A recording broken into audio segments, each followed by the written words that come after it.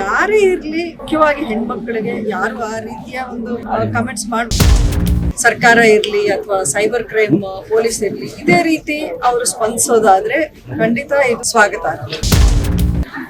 ಬಹಳಷ್ಟು ಮಹಿಳೆಯರು ಅನ್ಯಾಯ ಆಗಿತ್ತು. ನಾನಿನ್ನ ಅಂದ್ರೆ ಅದನ್ನ ಹೇಳಿ ತಿಳ್ಕೊತಾ ಇದ್ದೀನಿ. ನಂಗೆ ಅದ್ರ ಬಗ್ಗೆ ಅಷ್ಟು ಮಾಹಿತಿ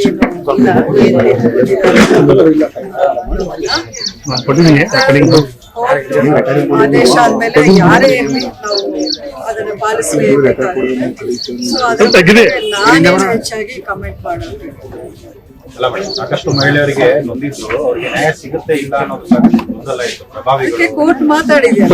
ಕೋರ್ಟ್ ಮಾತಾಡಿದ್ಮೇಲೆ ನಾನು ನೀವು ಏನು ಇದೇನಿದೆ court has told clearly convict ಆಗಿದ್ದಾರೆ ಅಂತ ಅನ್ಸುತ್ತೆ. ಸೊ ಕೋರ್ಟ್ ಹೇಳಾದ್ಮೇಲೆ ಇನ್ನು ನಾನು ಕಮೆಂಟ್ ಮಾಡೋದು ಸರಿ. ನಾಳೆ ಶಿಕ್ಷೆ ಪ್ರಕಟ ಇದೆ ಮೇಡಮ್. ನೋಡೋಣ ಮೇಡಮ್, ಧರ್ಮಸ್ಥಳದ ಪ್ರಕರಣ ಬಹಳಷ್ಟು ಕುತೂಹಲ ಕೆರಳಿಸಿದೆ ಮೇಡಮ್. ಏನ್ ಹೇಳ್ತೀರಾ ಮೇಡಮ್? ಆ ಒಂದು ಘಟನೆ, ಒಂದು ಆರೋಪ ಮಾಡ್ತಾ ಇದ್ದಾರೆ ನೂರಾರು. ಬಹಳ ಈಸಿ ಮಾಡಕ್ಕೆ, ಅದನ್ನ ಪ್ರೂವ್ ಮಾಡೋದು, ಆ ಎಲಿಗೇಷನ್ ಅನ್ನೋದನ್ನ ಪ್ರೂವ್ ಆಗೋವರೆಗೂ ಪ್ರತಿಯೊಬ್ಬರು ಸ್ಪೆಕ್ಯುಲೇಷನ್ ಮಾಡೋದು, ಏನೇನೋ ಅವರಲ್ಲೇ ಸುದ್ದಿ ಮಾಡಿ ಅದನ್ನ ಸ್ಪ್ರೆಡ್ ಮಾಡೋದು, ಅದು ಸ್ವಲ್ಪ ಕಷ್ಟ ಅನ್ಸುತ್ತೆ. ಯಾಕಂದ್ರೆ ಯಾರೋ ಒಬ್ಬರು ಹೇಳಿದ ತಕ್ಷಣ ಅದು ನಿಜ ಆಗ್ಬೇಕು ಅಂತ ಇಲ್ಲ. ಅಂದ್ರೆ ಇನ್ವೆಸ್ಟಿಗೇಷನ್ ನಡೀತಾ ಇದೆ, ಜವಾಬ್ದಾರಿ ಇರುವಂತ ನಡೆಸ್ತಾ ಇದ್ದಾರೆ ಇನ್ವೆಸ್ಟಿಗೇಷನ್. ಆಗ್ಲಿ, ಎಲ್ಲ ಸುದ್ದಿ ಎಲ್ಲ ಮಾಹಿತಿ ಬಂದ್ಮೇಲೆ ಅವ್ರು ಹೇಳ್ಬೇಕು. ಇದ್ರ ನಡುವೆ ನಾವೇ ಪ್ರತಿಯೊಬ್ಬರು ಒಂದೊಂದು ಐಡಿಯಾ, ಒಂದೊಂದು ಥಿಯರಿ, ಒಂದೊಂದು ಜಜ್ಮೆಂಟ್ ಕೊಡಬಾರ್ದು ಅನ್ನೋದು ನನ್ನ ಉದ್ದೇಶ. ಮೇಡಮ್, ನಟಿ ರಮ್ಯಾ ಅವ್ರಿಗೆ ದರ್ಶನ್ ಪ್ರೈಸ್ಗಳ ಅವಾಚ್ಯ ಶಬ್ದಗಳಿಂದ ಒಂದಷ್ಟು ಕಮೆಂಟ್ ಮಾಡಿದ್ರು ಮೇಡಮ್, ಅದ್ರ ವಿಚಾರ ಬಗ್ಗೆ ಅಲ್ಲ, ನಟಿ ಅಂತ ಅಲ್ಲ, ಬೇರೆಯವರಲ್ಲ, ಸಾಮಾನ್ಯದವರಲ್ಲ, ಜನಸಾಮಾನ್ಯರಲ್ಲ, ಯಾರೇ ಇರ್ಲಿ, ಮುಖ್ಯವಾಗಿ ಹೆಣ್ಮಕ್ಳಿಗೆ ಯಾರು ಆ ರೀತಿಯ ಒಂದು ಕಮೆಂಟ್ಸ್ ನಾನಂತೂ ಅಂದ್ರೆ ಅವರ ಸೋಷಿಯಲ್ ಮೀಡಿಯಾ ನಾನು ನೋಡಿಲ್ಲ. ಎಂಥ ಕಮೆಂಟ್ಸ್ ಯಾರು ಮಾಡಿದ್ದಾರೆ ಅನ್ನೋದು ನನಗೆ ಗೊತ್ತಿಲ್ಲ. ನ್ಯೂಸಲ್ಲಿ ಏನು ಬರ್ತಾ ಇದೆ ಅದನ್ನ ನೋಡ್ತಾ ಇದ್ದೀನಿ. ಅವರು ಅದಕ್ಕೆ ಕಂಪ್ಲೇಂಟ್ ಕೊಟ್ಟಿದ್ದಾರೆ. ಪೊಲೀಸ್ ಇನ್ವೆಸ್ಟಿಗೇಷನ್ ಮಾಡಿ ತಪ್ಪು ಮಾಡಿದ್ರೆ ಅವ್ರನ್ನ ಖಂಡಿತ ಅವರು ಕ್ರಮ ತಗೊಳ್ತಾರೆ. ಬಟ್ ಎಲ್ರಿಗೂ ಅಂದ್ರೆ ಜನಸಾಮಾನ್ಯರಿಗೆ ಇದೇ ರೀತಿ ಸ್ಪಂದಿಸ್ತಾರ ನಮ್ಮ ಸರ್ಕಾರ ಇರ್ಲಿ ಅಥವಾ ಸೈಬರ್ ಕ್ರೈಮ್ ಪೊಲೀಸ್ ಇರ್ಲಿ, ಇದೇ ರೀತಿ ಅವರು ಸ್ಪಂದಿಸೋದಾದ್ರೆ ಖಂಡಿತ ಇದು ಸ್ವಾಗತ.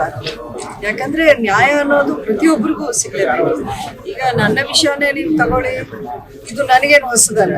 ಈ ಆನ್ಲೈನ್ ಟ್ರೋಲಿಂಗ್ ಅನ್ನೋದಿರ್ಲಿ, ಮಹಿಳೆಯರ ಬಗ್ಗೆ ಒಂದು ಕೀರ್ತನದ ಮಾತುಗಳಿರ್ಲಿ, ಒಂದು 5-6 ವರ್ಷಗಳಿಂದ ನಾನು ಸಾಕಷ್ಟು ಫೇಸ್ ಮಾಡಿದ್ದೀನಿ. ಅಷ್ಟಿಷ್ಟಲ್ಲ, ನನ್ನ ಮೇಲೂ ಒಂದು ಫಿಸಿಕಲಿ ಒಂದು ಹಲ್ಲೆ ನಡೆದಿತ್ತು KR ನಗರದಲ್ಲಿ. ಆವಾಗಲೂ ನಾನು ಪೊಲೀಸ್ ಸ್ಟೇಷನ್ಗೆ ಹೋಗಿ ಖುದ್ದಾಗಿ ನಾನು ಕಂಪ್ಲೇಂಟ್ ಕೊಟ್ಟಿದ್ದೆ. ಈವರೆಗೂ ಅದರಲ್ಲಿ ನ್ಯಾಯ ಸಿಕ್ಕಿಲ್ಲ. ಈವರೆಗೂ ಆ ತಪ್ಪಿಸ್ತರನ್ನ ಪೊಲೀಸ್ ಅರೆಸ್ಟು ಮಾಡಿಲ್ಲ, ಯಾವ ರೀತಿಯ ಒಂದು ಜಸ್ಟಿಸ್ಸು ಕೊಡಿಸ್ಲಿಲ್ಲ. ಹಾಗಾಗಿ ಇಂತಹ ವಿಷಯಗಳನ್ನ ನಡೀದೇ ಇರೋಕ್ಕೆ ಖಂಡಿತ ಸೋಷಿಯಲ್ ಮೀಡಿಯಾ ಅನ್ನೋದನ್ನ ನಾವು ಎಲ್ಲಿಗೆ ಬಳಸ್ಬೇಕು, ಯಾವುದಕ್ಕೆ ಬಳಸ್ಬೇಕು ಅನ್ನೋದು ನಮ್ಮಲ್ಲಿ ಇವತ್ತೇನು ಯೋಚನೆ ಮಾಡಬೇಕು. ಈ ಜನರೇಷನ್ ಇದೆಯಲ್ಲ, ಬಹಳ ಅದನ್ನ ಏನೋ ಒಂದು ಬೇರೆಯವ್ರನ್ನ ಟಾರ್ಗೆಟ್ ಮಾಡೋಕೆ ಒಂದು ವೆಪನ್ ಅಂತ ಅನ್ಕೊಂಡಿದ್ದಾರೆ. ಬಟ್ ಈಗಿನ ಕಾಲಕ್ಕೆ ನೀವು ಯಾವುದೇ ಒಂದು ಅನಾಮಕರಾಗಿ ಅಥವಾ ಅನಾನಿಮಸ್ ಆಗಿ ನಾವೇನೋ ಪೋಸ್ಟ್ ಮಾಡ್ತಾ ಇದೀವಿ ಅಂತ ಅವ್ರು ಅನ್ಕೊಂಡಿರ್ಬೋದು. ಬಟ್ ಅದನ್ನ ಪತ್ತೆ ಮಾಡಿ, ಕಂಡು ಹಿಡಿದು, ಟ್ರೇಸ್ ಮಾಡಿ ಅವ್ರನ್ನ ಹಿಡಿಯುವಂತ ಕೆಪಾಸಿಟಿ ನಮ್ಮ ಟೆಕ್ನಾಲಜಿ ಆವರೆಗೂ ಡೆವಲಪ್ ಆಗಿದೆ. ಸೊ ಹುಷಾರಾಗಿರ್ಬೇಕು. ಏನೋ ಒಂದು ಭಾವುಕರಾಗಿ ಯಾರೋ ನಮ್ಮ ಇವ್ರನ್ನ ಯಾರೋ ಟಾರ್ಗೆಟ್ ಮಾಡಿದ್ದಾರೆ, ಅವ್ರ ಬಗ್ಗೆ ನಾವು ಈ ರೀತಿ ಮಾತಾಡ್ಬೇಕು ಅನ್ನೋದಾದ್ರೆ ಅವರ ಲೈಫ್ನ ಅವ್ರು ಹಾಳು ಮಾಡ್ಕೊಂಡಾಗ ಅದನ್ನ ಯಾರು ಮಾಡಬಹುದು. ನಾನು ಪ್ರತಿಯೊಬ್ಬರಲ್ಲೂ ನಾನು ಮನವಿ ಮಾಡೋದು, ನೀವು ಈ ರೀತಿ ಸೋಷಿಯಲ್ ಮೀಡಿಯಾದಲ್ಲಿ ಯಾರನ್ನಾದ್ರೂ ಟಾರ್ಗೆಟ್ ಮಾಡ್ಬೇಕಾದ್ರೆ ನಿಮ್ಮ ಲೈಫ್ ಹಾಳು ಮಾಡ್ಕೊಳ್ತೀರಾ ಏನು ಅನ್ನೋದನ್ನ ಒಂದು ಸೆಕೆಂಡ್ ನೀವು ಪಾಸ್ ಮಾಡಿ ಯೋಚನೆ ಮಾಡಿ. ಅವಾಗ ನಿಮ್ಗೆ ಅರ್ಥ ಆಗುತ್ತೆ. ಆ ಪೋಸ್ಟ್ ಮಾಡೋದ್ರಿಂದ ಯಾರಿಗೂ ಏನು ಉಪಯೋಗ ಇಲ್ಲ. ನೀವು ಯಾರನ್ನ ಟಾರ್ಗೆಟ್ ಮಾಡ್ತಿದ್ರು ಅವ್ರಿಗೇನು ಒಂದು ನಿಮಿಷ ನೋವಾಗಿರ್ಬೋದು, ಬಟ್ ಅವ್ರ ಜೀವನಕ್ಕೆ ಇದೇನೋ ಬೇರೆ ರೀತಿಯ ಒಂದು ಪರಿಣಾಮ ಆಗಲ್ಲ. ಬಟ್ ನಿಮ್ಮ ಜೀವನಕ್ಕೆ ನೀವೊಂದು ತಪ್ಪು ಮಾಡಿದವರಾಗ್ತೀರಾ, ಅದರಿಂದ ನಿಮ್ಮ ಭವಿಷ್ಯಕ್ಕೂ ಅದು ಸರಿ ಹೋಗಲ್ಲ ಅನ್ನೋದು ನನ್ನ ಅಭಿಪ್ರಾಯ. ಎಲ್ಲರೂ ಮಾತಾಡ್ಬೇಕು ಈ ವಿಚಾರದಲ್ಲಿ. ನಾನು ಧ್ವನಿ ಎತ್ತದಲ್ಲ, ಎಲ್ಲರೂ ಕೂಡ ಇಂಡಸ್ಟ್ರಿಯಲ್ಲಿ ಮಾತಾಡ್ಬೇಕು ಅನ್ನೋ ಮಾತುಗಳನ್ನು ಕೂಡ ಹೇಳಿದ್ದಾರೆ ಮೇಡಮ್. ನಾನು ಅದನ್ನೇ ಹೇಳೋದಲ್ಲ, ನನಗೂ ಇದೇ ಟ್ರೋಲಿಂಗ್ ಆಯ್ತು 6 ವರ್ಷದಿಂದ. ಯಾರು ಮಾತಾಡಿ ನಾನಂತೂ ಕೇಳಲಿಲ್ಲ, ಯಾರು ಪರವಾಗಿ. ಅಂದ್ರೆ ನಮ್ಮಲ್ಲಿ ಶಕ್ತಿ ಇದೆ, ನಮ್ ಕಾನ್ಫಿಡೆನ್ಸ್ ಇದೆ, ವಿ ಕ್ಯಾನ್ ಪರ್ಸು. ನಮ್ಗೆ ಒಂದು ಅಧಿಕಾರ ಇದೆ ಅಥವಾ ಒಂದು ಹೆಸರಿದೆ. ನಾವು ಅಂದ್ರೆ ಜನಸಾಮಾನ್ಯರಿಗಿಂತ ಒಂದು ಪಬ್ಲಿಕ್ ಪರ್ಸನಾಲಿಟೀಸ್ ಇರೋದ್ರಿಂದ ನಮ್ಗೆ ಕೆಲವೊಂದು ಆಕ್ಸೆಸ್ ಈಸಿಯಾಗಿ ಸಿಗುತ್ತೆ. ಒಂದು ಪೊಲೀಸ್ ಹತ್ರ ಹೋಗ್ಬೋದು ಅಥವಾ ಗೌರ್ಮೆಂಟ್ ಇಂದನೋ ಮಿನಿಸ್ಟರ್ಗಳಿಂದನೋ ಒಂದು ಸಪೋರ್ಟ್ ಅನ್ನೋದು ಸಿಗೋ ಅಂತ ಚಾನ್ಸಸ್ ಇದೆ. ಅವ್ರ ಸರ್ಕಾರ ಇದೆ, ಸೊ ಖಂಡಿತ ಅವ್ರಿಗೆ ಎಲ್ಲಾ ರೀತಿಯ ಸಪೋರ್ಟ್ ಕೊಡ್ತಾ ಇದ್ದಾರೆ ಅನ್ಸುತ್ತೆ. ಅದನ್ನ ಆ ಕ್ರಮ ತಗೊಳ್ತಾರೆ ಪೊಲೀಸ್. ಅದನ್ನ ನಾವು ತಪ್ಪು ಅಂತ ಹೇಳಕ್ಕಾಗಲ್ಲ.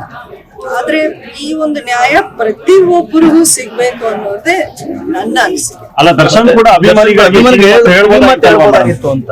ಅಲ್ಲ, ನೀವು ಅವ್ರನ್ನ ಅಪ್ರೋಚ್ ಮಾಡಿದ್ರು, ಅವ್ರ ಮೈಯರ್ ಮಾತಾಡಿದ್ರು ನನ್ಗೆ ಗೊತ್ತಿಲ್ಲ. ಅವರು ಮೇ ಬಿ ಪ್ರೆಸ್ಗೆ ಇತ್ತೀಚೆಗೆ ಮಾತಾಡಿಲ್ಲ ಅಂತ. ಸೋಷಿಯಲ್ ಮೀಡಿಯಾದಲ್ಲಾದ್ರೂ ಮನವಿ ಮಾಡ್ಬೋದಾಯ್ತಲ್ಲ ಅಂತ ನೀವು ಅವ್ರನ್ನೇ ಕೇಳಿದ್ರೆ ಸರಿ. ನಾನು ಅವ್ರ ಪರವಾಗಿ ಹೇಳಿದ್ರೆ ತಪ್ಪಾಗಲ್ಲ. ಅವ್ರ ಫಾಲೋವರ್ಸ್ಗೆ ನೀವೇನು ನಾನು ಇಷ್ಟೊತ್ತು ಹೇಳಿದ್ದು ಎಲ್ಲರಿಗೂ ಸೇರ್ಸೇನೆ, ಯಾರೇ ಒಬ್ಬರಿಗೆ ಸ್ಪೆಷಲ್ ಆಗಿ ವಿಶೇಷವಾಗಿ ಅಲ್ಲ. ನಾನು ಅವ್ರ ಫಾಲೋವರ್ಸ್ ಇದನ್ನ ಮಾಡಿರೋದು ಅಂತಾನು ನಮ್ ಪ್ರೂಫ್ ಇಲ್ಲ. ಆದ್ರೂ ಖಂಡಿತ ಅವ್ರ ಫಾಲೋವರ್ಸೇ ಅಥವಾ ಅವರ ಅಭಿಮಾನಿಗಳೇ ಇದನ್ನ ಮಾಡಿದ್ರೆ ಖಂಡಿತ ಅವ್ರಿಗೂ ಅಪೀಲ್ ಮಾಡ್ತೀನಿ ನಾನು. ಇದರಿಂದ ನಿಮ್ಮ ಜೀವನ ನೀವು ಹಾಳು ಮಾಡ್ಕೋಬೇಡಿ. ಒಂದು ಸೆಕೆಂಡ್ ನಿಮ್ಮ ಫ್ಯಾಮಿಲಿ ಬಗ್ಗೆ, ನಿಮ್ಮ ಭವಿಷ್ಯದ ಬಗ್ಗೆ ಯೋಚನೆ ಮಾಡಿ ನೀವು ಪೋಸ್ಟ್ ಮಾಡಿ ಅಂತ ಕೇಳ್ತೀನಿ. ನೀವು ದರ್ಶನ್ ಅವ್ರ ಹತ್ರ ಏನಾರ ಮಾತಾಡಿದ್ರೆ madam? If you like this video, ಬೇಗ ಲೈಕ್ ಮಾಡಿ, ಕಾಮೆಂಟ್ ಮಾಡಿ, ಶೇರ್ ಮಾಡಿ ಹಾಗೂ ಯೋಯೋ ಟಿವಿ ಕನ್ನಡವನ್ನು ಸಬ್ಸ್ಕ್ರೈಬ್ ಮಾಡಿ.